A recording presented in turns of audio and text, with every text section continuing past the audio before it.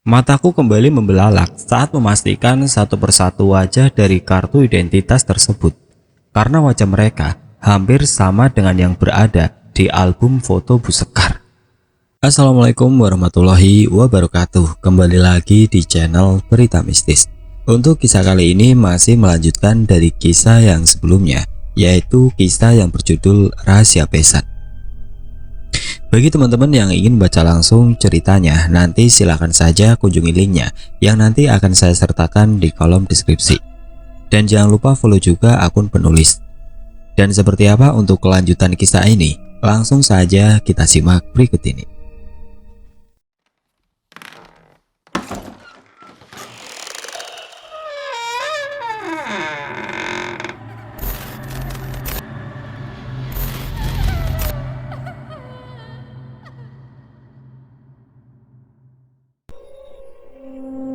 Mereka meninggal atau gimana, Bu?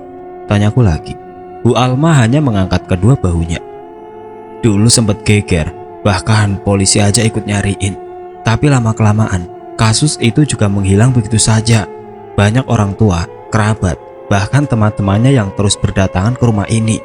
Sampai saya juga harus mudik ke kampung halaman dan mengosongkan rumah ini sampai kasus itu selesai. Terus Bu, apa kasus tersebut terungkap? Kamu itu, kalau orang jelasin denger baik-baik. Kan saya bilang dari awal, mereka menghilang sama kasusnya juga. Aku tertegun mendengar penuturan Bu Alma. Berarti apa yang diceritakan Bima, semua itu bukan isapan jempol semata. Nah, ini dia. Bu Alma langsung menyodorkannya kepadaku. Aku meraih kertas tersebut dengan tangan bergetar. Dia belum punya KTP, soalnya masih kinyis-kinyis. Cuma ngasihin kartu keluarga aja. Dulu dia diantar abangnya ke sini, besoknya dijemput lagi. Abang? Iya abang, katanya sih anak dari tantenya. Duh, ibu lupa siapa namanya. Aku memandangi kertas tersebut, di mana namaku tertulis di sana. Benar, berarti dia adalah adikku anak. Dia adik aku, Bu. Aku menyerahkan kembali semua berkas yang Bu Alma berikan. Walah benar, kakaknya sama. Kok ibu baru ngeh ya? Ya sudah Bu, maaf ya sudah ngeganggu waktunya. Arin permisi, balik ke kamar lagi. Aku mendadak lemas dengan kenyataan yang baru aku dapatkan. Itu tandanya Ana sudah mempersiapkan ini jauh-jauh hari. Lalu jika dia termasuk dalam kelompok tersebut, kenapa dia memintaku untuk menyusulnya kemarin? Atau jangan-jangan dia memang benar akan dijadikan tumbal? Di sini ada dua pernyataan. Menurut Bu Sekar, Bima adalah pelaku pesugihan tersebut, sedangkan mereka adalah korban. Sedangkan menurut Bima, Bu Sekar adalah otak segalanya.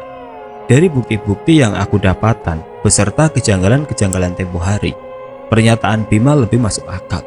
Tapi siapa Bima sebenarnya? Kenapa dia juga melakukan hal yang sama dengan Bimo? Aku menyuka rambutku. Tiba-tiba saja Bu Alma sudah berdiri di hadapanku. Coba lihat siapa yang bertamu. Ibu mau simpan dokumen ini ke kamar dulu. Saking fokusnya, suara bel di gerbang depan sampai tidak terdengar. Sedangkan Bu Alma sudah naik ke lantai atas. Arin, bukain sana, takutnya tukang paket. Saya mau ambil duit sekalian. Aku pun langsung berlari ke arah depan rumah. Saat membuka pintu gerbang, aku langsung terkejut melihat sosok Bima sudah berdiri di hadapanku. Bima, ada apa? Arin, sekarang juga kamu harus ikut aku, ucapnya panik. Ikut kemana? Masuk dulu yuk, kita ngobrolnya di teras. Enggak Arin, gak ada waktu lagi. Gak ada waktu lagi buat apa? Kamu yang jelas kalau bicara. Gawat, kamu harus segera pulang kampung. Mereka lagi ngincer kamu buat tumbal selanjutnya. Maksud kamu? Udah ayo, kita nggak ada waktu banyak. Kamu harus keluar dari kota ini sekarang juga. Ya udah, aku beresin barang-barang dulu ya. Siapa Arin? Tiba-tiba saja Bu Alma berteriak dari arah dalam rumah. Gak usah Arin, kita pergi sekarang. Barang-barang kamu bisa kita ambil lain waktu. Oh, tamu kamu. Kenapa ngobrol di situ? Ajak duduk di teras dong, ucap Bu Alma ketika dirinya sudah berada di teras. Ya udah, kita pamitan dulu sama Bu Alma, ucapku kepada Bima. Gak usah kelamaan. Walah, kamu itu..." Bu Alma seperti ingin menyampaikan sesuatu, tapi tanganku langsung ditarik oleh Bima. Bima langsung membuka pintu mobil. Samar aku mendengar Bu Alma berteriak. Ada rasa tidak enak karena aku tidak berpamitan secara benar kepadanya. Tapi melihat Bima yang terburu-buru, aku pun tidak ada pilihan lain. Toh ini semua menyangkut keselamatanku. "Loh, kok kesini?" tanyaku saat mobil Bima malah menepi di sebuah toko pakaian. Bima terlihat menghela nafas.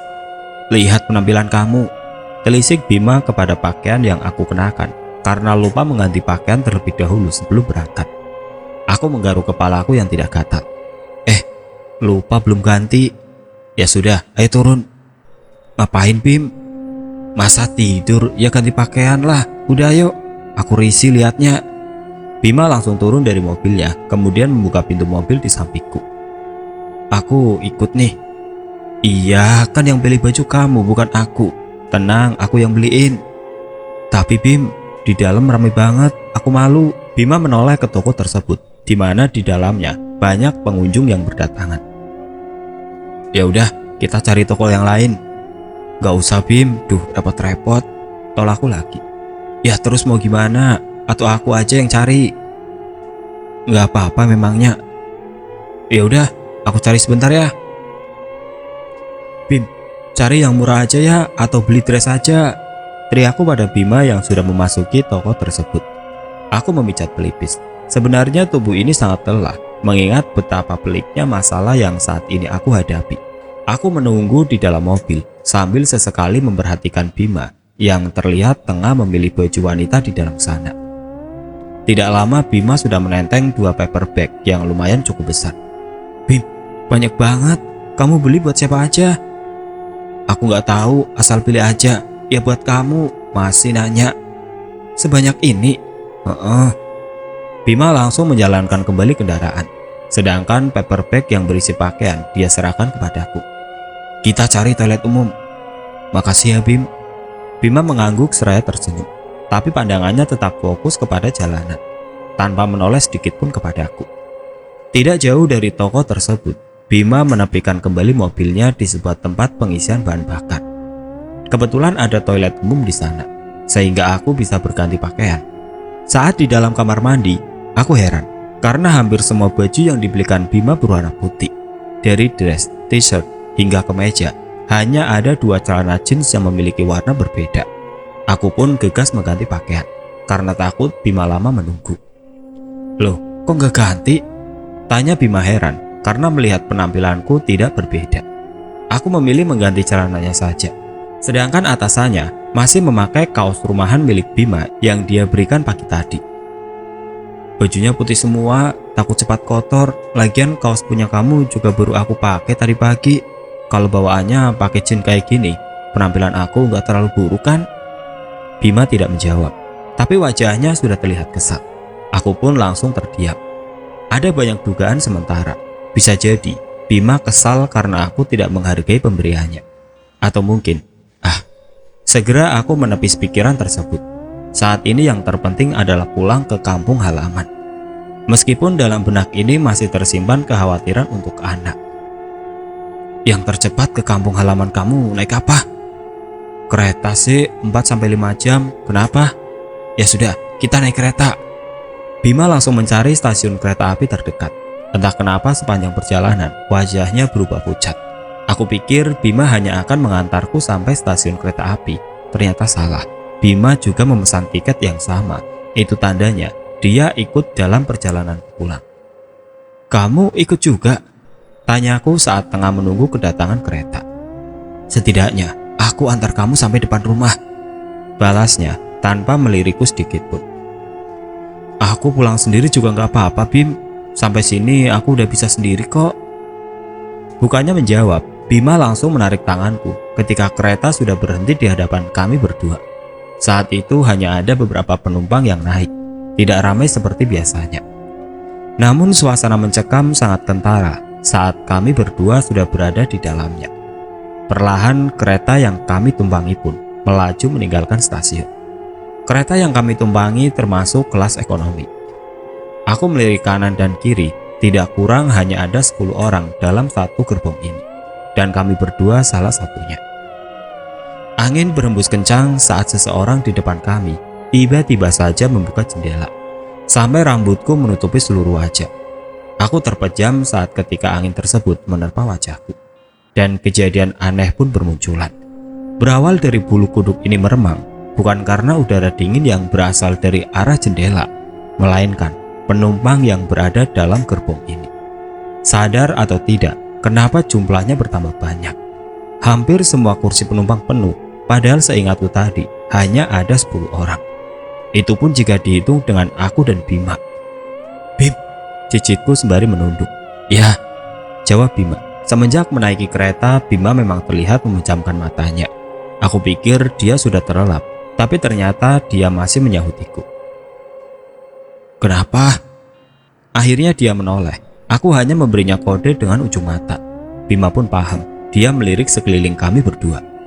"Oh," ucapnya santai. Kemudian Bima melanjutkan aktivitasnya kembali, yaitu memejamkan matanya dengan menyilangkan kedua tangan di dadanya. "Kamu bisa lihat nggak?" Aku menyikut lengan Bima dan dia hanya merespon dengan senyuman.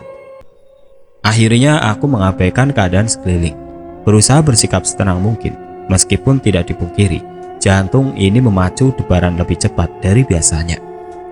Aku tidak bisa sesantai Bima.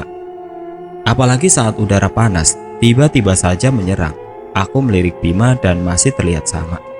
Badanku terasa sangat gerah, hingga aku mengibaskan kedua tangan, berusaha meraup udara meskipun tidak sedikit pun membantu. Keringat langsung bercucuran membasahi tubuh ini, sampai seseorang yang duduk di depanku terlihat ada pergerakan. Aku yakin dari bentuk tubuhnya dia bukan manusia sepertiku. Karena orang yang mengisi bangku penumpang berada tepat di depan Bima, sedangkan sebelum masuk, bangku di depanku masih kosong. Saat ini, seseorang yang duduk di depanku tiba-tiba saja berdiri. Rambutnya hitam panjang dan berpakaian serba putih. Aku memalingkan wajah ke arah luar jendela, berusaha sebisa mungkin mengabaikan sosok yang berada di depanku. Suara decitan sangat nyaring di telinga. Saking nyaringnya, aku menutup kedua telinga ini. Aku melirik Bima. Dia masih terlihat santai. Kepalaku yang menunduk perlahan mendongak menatap sosok yang berada di depanku. Krak! "Ah!" Aku berteriak sekencangnya, kemudian berdiri. Bunyi sesuatu yang patah tak lain berasal dari sosok di hadapanku ini. Dia memutar kepalanya ke belakang, sedangkan tubuhnya masih menghadap ke arah depan. Matanya merah, wajahnya putih dengan seringnya di bibirnya. Tidak hanya itu, saat melihat ke arah sekeliling, banyak makhluk lainnya yang tengah berada di gerbong ini. Dari sosok pocong yang bermuka rata dan manusia yang hampir tubuhnya hancur, ada yang kepalanya terpisah dan bagian tubuh lainnya tidak lengkap seperti korban kecelakaan. "Ah! Ah!" Aku berteriak kembali dan makhluk-makhluk itu langsung menoleh ke arahku secara bersamaan. Bima langsung menarik tanganku untuk kembali duduk di tempat semula. "Bim," tubuhku gemeteran. "Berisik. Mereka tidak akan mengganggu selagi tidak kita usik." Maksudnya, kamu juga bisa melihat mereka?" Belum sempat Bima menjawab pertanyaanku, satu sosok hantu wanita kembali mengejutkan kami berdua. Bagaimana tidak, dia muncul begitu saja di hadapanku, dengan kepala menjulur ke bawah, dengan bola matanya hanya ada sebelah. Refleks aku langsung menyembunyikan wajah kepada dada bidang Bima, sehingga aku bisa merasakan dengan jelas debaran jantungnya. "Dia ada di sini," ucap Bima. "Dia siapa?" tanyaku kepada Bima. Kami berdua akhirnya saling memandang. "Daeng, makhluk itu sedang mencarimu." "Daeng siapa? Makhluk apa? Aku gak ngerti, Bim." Bima mengedarkan kembali pandangannya ke sekeliling. "Daeng adalah makhluk yang saat ini menantikan seorang tumbal. Dia saat ini sudah sampai kemari. Sosok Daeng adalah makhluk hitam menyeramkan. Kamu pasti pernah melihat sebelumnya," ucap Bima. Mungkin yang disebut Bima adalah sosok yang pernah aku lihat di acara pernikahan anak. Sosok hitam, tinggi, matanya merah menyala. "Iya benar. Lalu kenapa bisa di saat ini mengincarku, Bim?" Tiba-tiba saja kereta yang kami tumpangi bergoyang. Bima hampir saja tersungkur ke depan. "Ingat, jika dia datang, jangan sampai kamu ada kontak mata dengan dia. Ingat itu, Arin." Tidak lama terdengar sebuah dentuman yang sangat kencang. Aku kembali menutup kedua telinga ini dan berusaha merapalkan beberapa doa yang aku ingat. Keadaan kereta akhirnya kembali seperti semula. Bima kembali duduk dengan tenang di sampingku. Aku pun ikut menetralkan suasana dengan menghirup udara lewat mulut dan menghembuskannya pelan. Perlahan aku menyandarkan diri ini kepada kursi penumpang, berusaha mencari posisi senyaman mungkin. "Ingat, Rin," ucap Bima lagi. Tiba-tiba lampu di dalam kereta padam. Jantungku kembali berdetak cepat seiring timbulnya suara yang menggeram. Aku bisa bernafas lega saat keadaan lampu kembali menyala. Namun di depan sana, sosok yang Bima sebutkan muncul. Aku melirik Bima dengan ujung mata. Terlihat dia memberi kode supaya aku diam dengan isyarat jari telunjuk yang dia tempelkan ke bibirnya. Aku pun paham, meskipun peluh sudah membanjiri tubuh ini. Makhluk itu terus mendekat dengan memperhatikan satu persatu penumpang. Anehnya, mereka semua seperti tidak melihat. Apa mungkin kejadian ini hanya aku yang merasakan? Karena penumpang yang lain terlihat santai ketika makhluk itu berhadapan dengan wajahnya. Bau busuk langsung menguar. Aku tetap waspada dan mengingat apa pesan Bima. Sosok itu hampir mendekat. Aku mulai memejamkan mata. Bima memegang erat tangan ini. Setidaknya genggaman itu memberi sedikit kekuatan untukku. Suara makhluk itu menggeram sangat jelas, pun dengan bau busuk yang berasal dari dirinya. Aku terus meremat tangan Bima dengan mata yang masih terpejam. Degup jantungku sudah berdetak sangat cepat. Tubuhku kembali merasakan gerah. Aku yakin saat ini makhluk itu sudah berada di hadapanku. Lagi suara itu menggeram. Wajahku seperti tertiup angin kencang bersamaan dengan bau busuk yang teramat sangat. Aku mencoba untuk tetap diam dan memejamkan mata. Tes, tes. Air menetes mengenai tanganku. Aku merasakan air tersebut sangat kental. Tetesan itu semakin banyak hingga tangan ini sudah basah. Sedikit memincingkan penglihatan, aku langsung menutup kembali dengan rapat mata ini. Ternyata air tersebut berasal dari tetesan air liur makhluk yang saat ini tepat berada di hadapanku. Mulutnya terbuka lebar, seperti tengah memperhatikan wajahku lama-lamat. Entah sampai kapan makhluk ini berada di hadapanku. Makhluk itu berteriak persis di depan wajahku lagi. Kemudian perlahan, bau busuk itu memudar. Aku kembali menyipitkan penglihatan, memastikan akan keberadaannya. Dan ternyata sosok itu sudah menghilang di hadapanku. Aku menghembuskan nafas secara kasar. Rasanya sangat menegangkan. Tangan Bima kembali meremat tanganku, mungkin memberi kode bahwa makhluk tersebut belum benar-benar pergi. Aku pun perlahan menyandarkan kepala ke pundak Bima. Mata yang tadinya dipaksa terpejam, kini terlelap begitu saja. Selain takut, rasa kantuk dan lelah langsung menghampiriku. Sebuah tepukan halus menerpa wajahku. Aku menggeliat dan perlahan membuka mata. "Bangun, sudah sampai," ucap Bima. Aku langsung terkesiap karena tertidur sembari memeluk tangannya. "Maaf Bim," lirikku. Bima terlihat merentangkan kedua tangannya, bergerak seperti mengendurkan persendian. Aku melihat keluar jendela. Hari sudah larut malam dan kereta yang kami tumpangi sudah sampai di tempat pemberhentian. Bima langsung mengajak turun dan aku mengikutinya dari arah belakang. Kami berjalan beriringan, namun langkahku terhenti saat seseorang meneriakkan namaku. Refleks, aku langsung menoleh ke arah sumber suara. Dan aku melihat jelas sosok makhluk hitam itu tengah tersenyum kepadaku. Dia berada di dalam kereta yang saat ini sudah perlahan melaju kembali. Tubuhku langsung lemas seperti jeli karena melihat seringainya dan kami saling menatap satu sama lain. "Ayo," Bima langsung menarik tanganku. Bibirku seakan keluh untuk menceritakan kejadian barusan. Aku mengikuti Bima dari arah belakang. Namun langkah Bima langsung terhenti seketika. Aku yang berjalan di belakangnya sontak langsung menabrak tubuh Bima. "Bim, kenapa malah berhenti mendadak sih?" Runtuhku sembari mengusap kepala karena terbentur punggung Bima. Pegangan kami akhirnya terlepas. Aku mengamati wajah Bima yang datar sembari mengikuti kemana arah penglihatannya. betapa terkejutnya aku dengan apa yang berada di depan kami berdua, sampai kakiku mundur beberapa langkah. Aku terperangah. Berkali-kali aku menyipitkan penglihatan, berharap apa yang aku lihat di depan sana sebuah kekeliruan. Kita kalah cepat, ucap Bima. Kenapa mereka ada di sini? Tanyaku kepada Bima. Namun, Bima hanya merespon dengan gelengan kepala. Bu Sekar, Bimo, juga Ana sedang berdiri tidak jauh dari tempat kami. Terlihat ibu juga berada di sana, tengah berbaur di antara mereka. Aku dan Bima terdiam dengan pikiran masing-masing, hingga akhirnya aku dan Bu Sekar bersitatap dan dia pun melambaikan tangannya. Bagaimana ini? Tanyaku kepada Bima. Sebenarnya aku sendiri masih gamang dengan misteri keluarga Bu Sekar. Banyak pertanyaan yang belum mencapai titik terang, semua masih seperti benang yang sangat kusut. Kita ikuti saja permainannya, ucap Bima seraya menggenggam tanganku untuk melangkah menghampiri ibu dan Bu Sekar. Tidak dipungkiri, aku merasakan ketakutan yang teramat sangat. Permainan seperti apa, Bim? Sudah, bersikap biasa saja. Lakukan seperti apa yang mereka lakukan saat ini.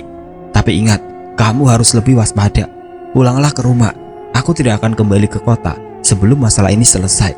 Sementara ini, aku akan mencari penginapan di sekitar sini. Kalau ada apa-apa, segera hubungi aku.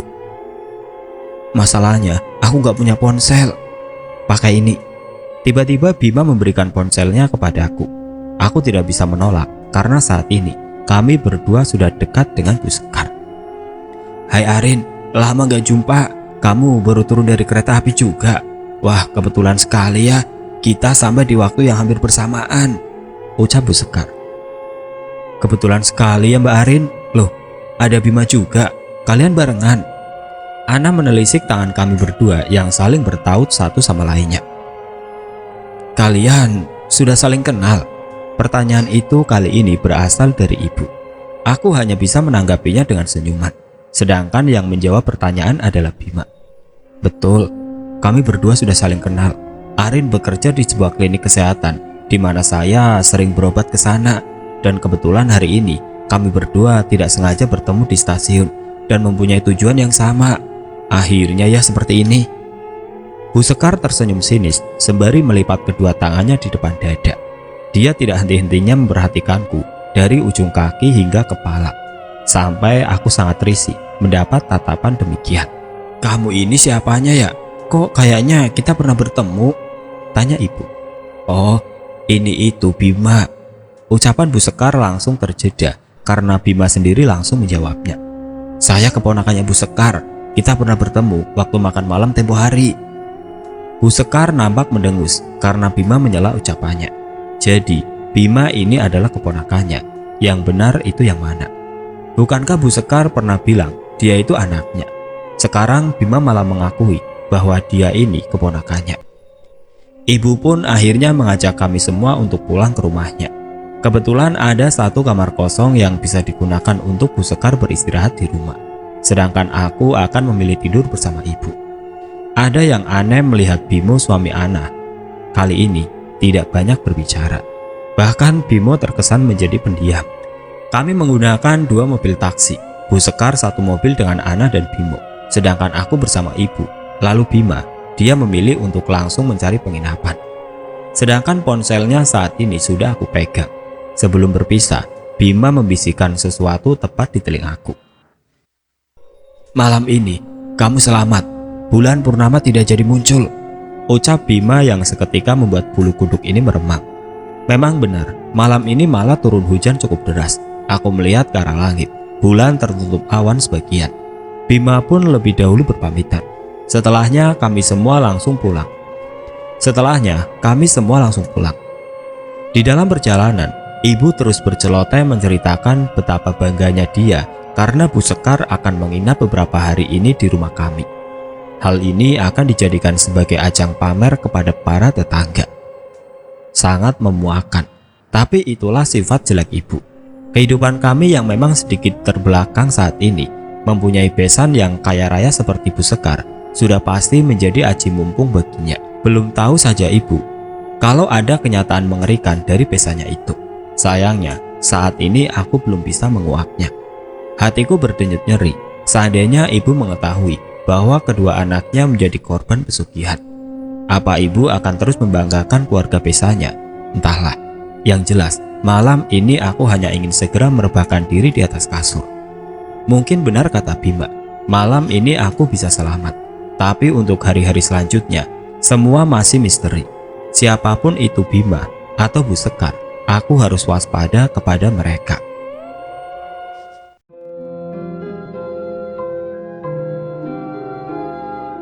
Oke teman-teman, sampai di sini dulu ceritanya. Nantikan kelanjutan kisah ini di video berikutnya.